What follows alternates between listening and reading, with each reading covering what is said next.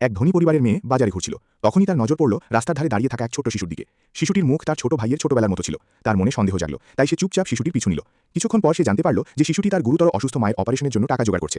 এটা দেখে মহিলাটির মন গলে গেল। তিনি অবিলম্বে 50 লক্ষ টাকা দান করলেন, যাতে শিশুটি তার মায়ের চিকিৎসা করাতে পারে। যখন শিশুটি ঝুঁকে ধন্যবাদ জানাতে লাগলো, তখনই মহিলাটির নজর তার গলায় পড়া লকেটের দিকে পড়ল। সেটি কোনো সাধারণ লকেট ছিল না, বরং তাদের পরিবারের প্রজন্ম ধরে চলে আসা ঐতিহ্যবাহী অষ্টরত্ন কম্পাস ছিল। এটা দেখে মহিলাটি হতবাক হয়ে গেলেন। তিনি অবিলম্বে বাড়ি ফিরে তার ভাইকে বললেন, হয়তো তোমার একটি মেয়ে আছে। ভাইয়ের কাছে কথাটা একেবারেই মজাক মনে হলো, কিন্তু বোন পুরো বিশ্বাস নিয়ে বলল যে সে শিশুটির গলায় তাদের পরিবারের পৈতৃক লকেট দেখেছে। এটা শুনে লোকটির 7 বছর আগের কথা মনে পড়ে গেল। সেই সময় সে এবং তার প্রেমিকা সবার জন্য আদর্শ জুটি ছিলেন। সে সেই পৈতৃক লকেটটি তার প্রেমিকাকে ভালোবাসার নিদর্শন হিসেবে দিয়েছিল, যাতে একদিন সে তাদের সন্তানকে পরিয়ে দিতে পারে। কিন্তু কিছুদিন পর প্রেমিকা তার সাথে সম্পর্ক ভেঙে দিল।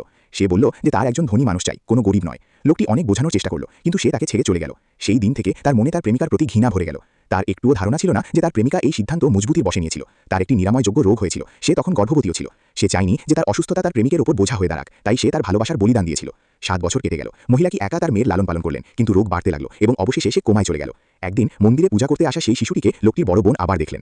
সত্যিটা জানার জন্য তিনি চুপি চুপি শিশুটির দুটি চুল তুলে নিলেন। কয়েকদিন পর রিপোর্ট লোকটির মোবাইলে পৌঁছাল। রিপোর্ট দেখেই তার পায়ের তলার মাটি সরে গেল। শিশুটি সত্যিই তার নিজের মেয়ে ছিল। সে তার প্রাক্তন প্রেমিকার সাথে কোনো সম্পর্ক রাখতে চায়নি, কিন্তু তার মেয়ের জন্য সে তার সাথে দেখা করার সিদ্ধান্ত নিল। ওদিকে শিশুটি মানুষের কাছ থেকে পাওয়া দান করা টাকা নিয়ে হাসপাতালে যাচ্ছিল, যাতে তার মায়ের অপারেশন করাতে পারে। তখনই একটি দ্রুতগতির বিলাসবহুল গাড়ি লাল আলো ভেঙে তার পথ আটকে দিল। গাড়ি থেকে নামা এক ধনী বিগড়ে যাওয়া ছেলে উল্টে শিশুটির উপরই দোষ চাপাল এবং তার গাড়ির ক্ষতিপূরণের জন্য টাকা চাইতে লাগলো। শিশুটি কাঁদতে কাঁদতে বলল, অঙ্কেল মাফ করে দিন, ভুল আমার ছিল না, সবুজ বাতি ছিল, আপনার থামা উচিত ছিল।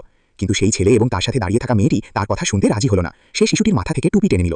যেই না সবাই তার সাদা চুল দেখলো, তারা তার মজা করতে লাগলো। শিশুটি তার টুপি তুলতে লাগলো, কিন্তু তারা সেটি কেড়ে নিয়ে একে অপরের দিকে ছুড়ে তার মজা বানাতে লাগলো। বেচারি শিশুটি কিছুই করতে পারল না। ইতিমধ্যে তারা তার অসুস্থ মায়ের হুইল চেয়ারও উল্টে দিল। শিশুটি জোরে জোরে কাঁদতে লাগলো, কিন্তু তাদের তাতে একটুও দয়া হলো না। তখনই তার নজর শিশুটির ব্যাগের দিকে পড়ল। তার মনে হলো তাতে কোনো মূল্যবান জিনিস আছে। শিশুটি কাঁদতে কাঁদতে বলল, এই ব্যাগে আমার মায়ের অপারেশনের টাকা আছে, দয়া করে এটা ছিনিয়ে নেবেন না। তার পাশবিকতা চরমে পৌঁছে গিয়েছিল। সে শিশুটিকে রাস্তার মাঝখানে দাঁড়িয়ে বলল, যদি আমার গাড়ি থেকে বেঁচে যাস তাহলে টাকা ফেরত নিয়ে যাস। তার মায়ের জীবন বাঁচানোর জন্য শিশুটি মজবুতির বশে রাজি হয়ে গেল। সেই ধনী ছেলেটি পুরো গতিতে গাড়ি নিয়ে তার দিকে ছুটে এলো। সেখানে উপস্থিত প্রত্যেক মানুষ ভাবল যে এখন শিশুটির মৃত্যু নিশ্চিত। কিন্তু যেই না গাড়িটি শিশুটির সাথে ধাক্কা খেতে যাচ্ছিল, হঠাৎ সে বাতাসে লাফিয়ে উঠল। সবাই অবাক হয়ে গেল।